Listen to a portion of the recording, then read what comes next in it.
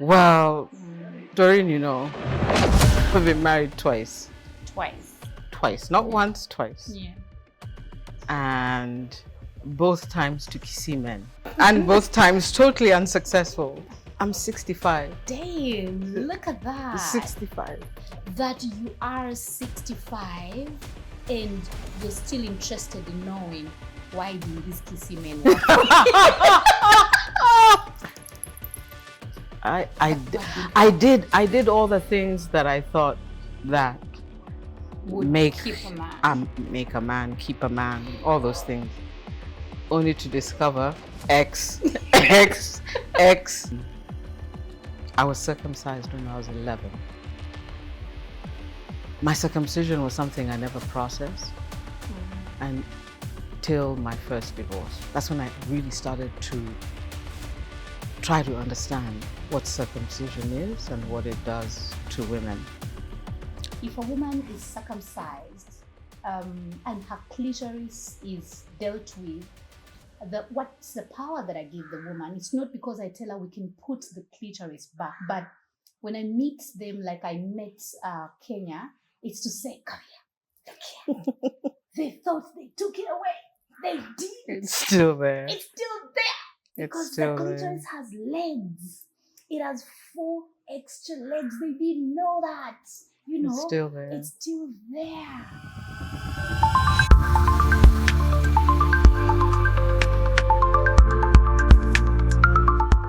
Hi, my good people. How are you? Are you alright? Have you been keeping well? I really missed you.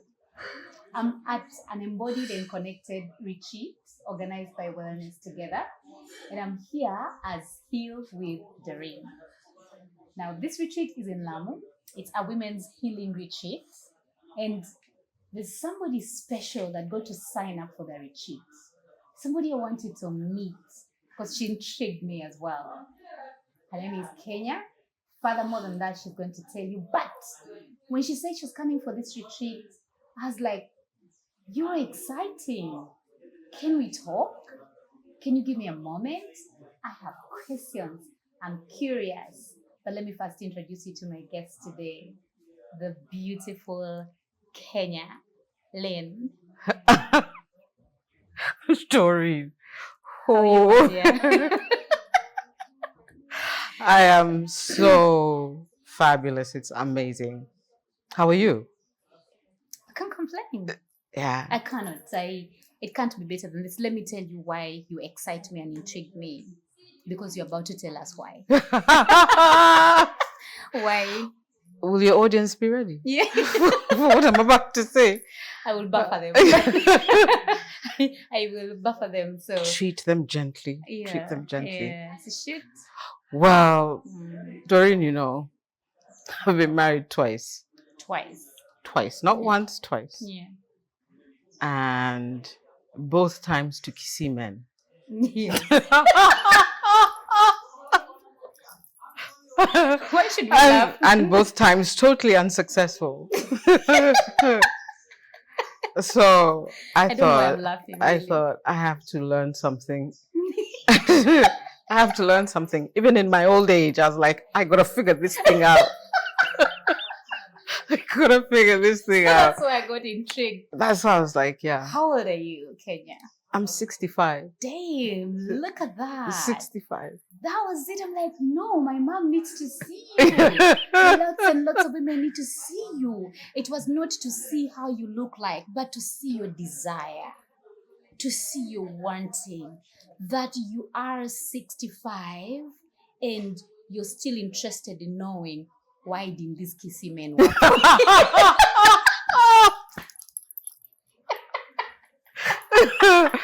Yeah, it was a good girl. You told me you were a good Christian the girl. The best. If you were Ugandan, I want to believe you would have said, I used to kneel down. The best kissy girl. Good food. The best. I'm seeing, by the way, you're ordering for your food that you cook good food. Pilau, you don't play. You gave birth to children. 3 of them. A daughter and two boys. I did all the things that I thought that would make keep a man. Make a man, keep a man, all those things. only to discover X, X, X, you know. Yeah. And we're laughing about it, but it was actually a very painful process, especially the second divorce. Yeah. And that's when I was like, man, I gotta figure this thing out. Not so much like to get into another relationship, but I just needed to understand myself as a woman. Perfect. That's Yeah. beautiful. There's a lot that we have had to deal with and talk about. But in reference to the retreat, this retreat is about embodiment, embodying our femininity, embodying our womanhood for once, not for anybody else. First, for us. This retreat is about reclaiming our feminine beauty, our feminine radiance, regardless of where we are. For as long as we are woman, about to be woman, or are still woman, how can we reclaim our femininity, you know? And so we have different workshops. We have a workshop on mother wounds. We've had a workshop on feminine archetypes. We've had a workshop on, so how do we use these energies that are still in us? First of all, how do we revive them? Then use them to heal, you know, what wasn't given to us or accorded us, right? So that being there, you're 65 and you're still interested in discovering yourself and finding out why. For me, the idea is there's the concept of being put out to pasture, that a woman gets into a mid-life stage, let's say 35 to 65, you are at the hallmark of the midlife phase for a woman, right? But just for us, we are already trying to create an awareness of you've not been put out to pasture. You're not done. You're not dull. You're not dry. You're not unnecessary. You're not unimportant.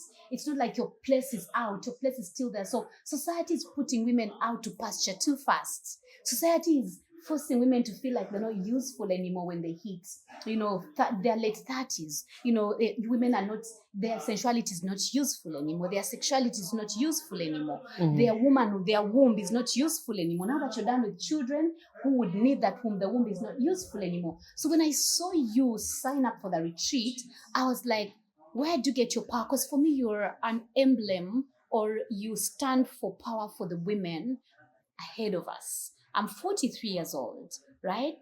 And I'm looking at you and I'm thinking, you could tell me what it feels like to be 50. You could tell me what it feels like to be 60. You will tell me what it feels like to be 65. You hold wisdom. You're in the place of wisdom. But are you owning it? Or what is it about being put out to pasture and your interest in coming to revive your womanhood? Because you're indicating to me that I'm not done. I still want to find out what's still possible for you. Is that the truth for you? I think for me, I approached it from a slightly different angle. Okay. Because of the things that happened to me. One, I'm Kisi. Yeah. So I don't know whether your audience wants to know this or not, but I'm Kisi. Tell us your story. Your story is your story. It should not be about the audience. There's somebody out there who identifies, resonates with the story. So don't worry about the audience. I'm more interested and they will be more interested in your story. So having said that, I'm Kisi. Yeah. I'm 65. So I grew up in the 60s, very different culture then than what is now. I was circumcised when I was 10 or 11. And my circumcision was something I never processed until my first divorce. That's when I really started to try to understand what circumcision is and what it does to women. After my second marriage, and my second marriage failed, I was like, I have to try and figure out, what does circumcision do to a woman? Our sexuality, like, what is it? There's something there. And I didn't know what that something was. I couldn't figure it out. So I had to start researching. So the research has come because of a cultural wound that was done to me and to many women from Kissing. cultures like mine, Yeah. and there's nobody out there Mm. to guide you in terms Mm. of understanding your Mm. sexuality, Yeah. especially if you've been circumcised. Oh yeah. So that's how my journey began. And then in terms of what you're posing is I watched you on a podcast. And when I listened to you, I too was intrigued because I was like, she's Ugandan. Yeah. They have a totally different approach Yeah. to sexuality Yeah. than Kisis. Ugandans nurture it. Yeah. Kisis destroy it. Yeah.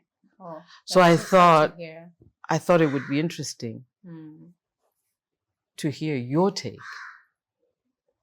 So we're coming at this from different ends of the sexual spectrum. And so that's why my search was not so much to like, how am I going to be sexually active again, but how do I understand my sexuality? Lovely. Yeah.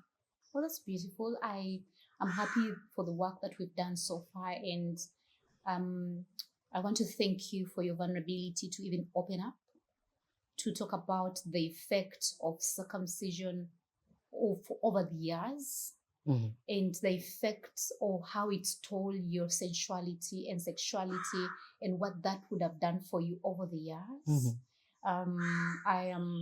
I'm happy that we've had to sit together to grieve the women you would have been, or the woman you would have been to your husband if you were not circumcised. I think so. The woman you would have been to your children if you didn't get that trauma. Mm-hmm. The friend you would have been if you did not have that knowledge about your womanhood, or a bit of your womanhood being stolen away. But so it's been an honor to receive and to hear you recount those details. Is there a part of those details that you'd be you'd want to share with the listeners about, especially how do you feel now, having found out, because we have had to do sensuality sessions and the desire sessions, and you get to realize the power of your vagina. Most importantly, if a woman is circumcised and her clitoris is dealt with, what's the power that I give the woman? It's not because I tell her we can put the clitoris back, but when I meet them, like I met Kenya, it's to say, come here, look here. They thought they took it away. They did. It's still there. It's still there. Because the clitoris has legs. It has 4 extra legs. They didn't know that. It's still there. It's still there. Now we just need to know which tactic to use to ensure that your clitoris becomes like somebody can be able to reach it. Go for it. You need to surrender. So I tell them, no. They think they took it. It's still there. It's still there. It's still there. It's still there, whole and full and beautiful. What they took away was what they gave you was the lie that they've taken it away. Mm-hmm. Because our womb and our vagina is not just a physical thing also. What else they didn't take away? They didn't take away the energetics of your vagina and your womb. No. Because what you feel about your womanhood is first here. So, they didn't take that away. Then the other thing they didn't take away, a woman has 7 places she can orgasm from. 7! 7 places that you can experience pleasure from. So, granted, if yours was badly messed up with, because they cut them differently. It's different. You told me, that those they removed the whole hood, that those they touched a bit of it, that those they even damaged yes, fine. Maybe they did, but out of the 7, they didn't take away all the 7 places that a woman's body is a treasure house. From her throat to her nipples, the clitoris, inside the vagina, there's treasure spaces that if we can carefully go touch them, rekindle them, then you become whole again. How did that feel like for you? Oh, is that my goodness. Is that like a laughter to a paycheck to say, no, tell them you didn't take it? No, really. When I discovered that it wasn't that that minimizing a woman's ability to be stimulated. The body has its own way, its own capacity to compensate. It regenerates. But you have to learn this. Somebody has to teach you this. True. Somebody has to guide you. This is possible. So learning that about my body was very liberating. But it took a while to figure that out. And really, when you think of pleasure, it's a God-given right. It is. It's a divine right. Our bodies came designed that way. So when you think for pleasure, so when you especially think, the clitoris, is the only part in a woman's body that is designed built for pleasure. And it's God-given. Yeah. It's divine. Yeah. So the fact that we tamper with it is it's quite demonic. But having said that, I've always equated circumcision with, imagine somebody telling you you'll be more beautiful if you can't taste your food. So I take your tongue, I sear it so you don't taste pineapple, you don't taste lemon, you don't taste pepper.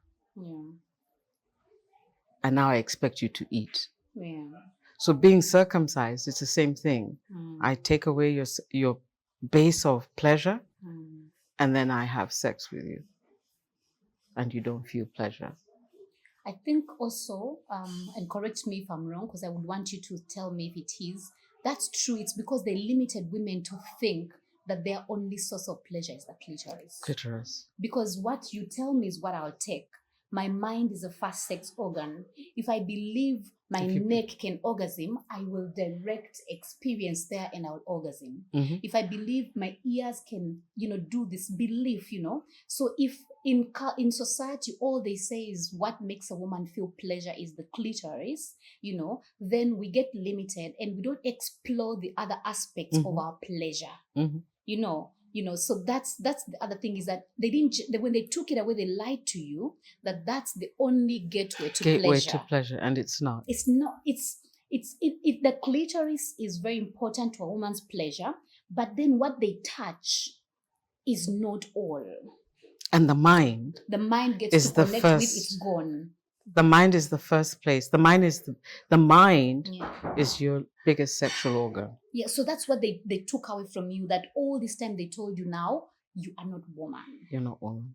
You cannot experience pleasure the way women do.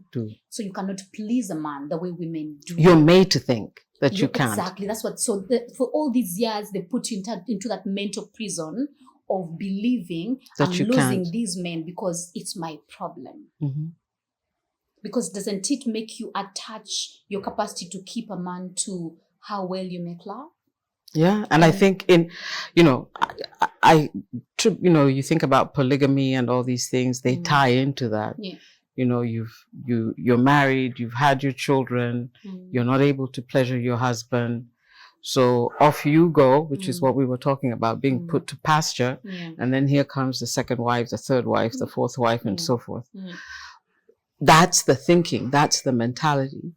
But once women realize that there's more to their sexuality, especially if you've been circumcised, when you realize that there's more to your sexuality than just penetrative sex, then it changes how you think about sex and your approach to sex and your approach to sensuality.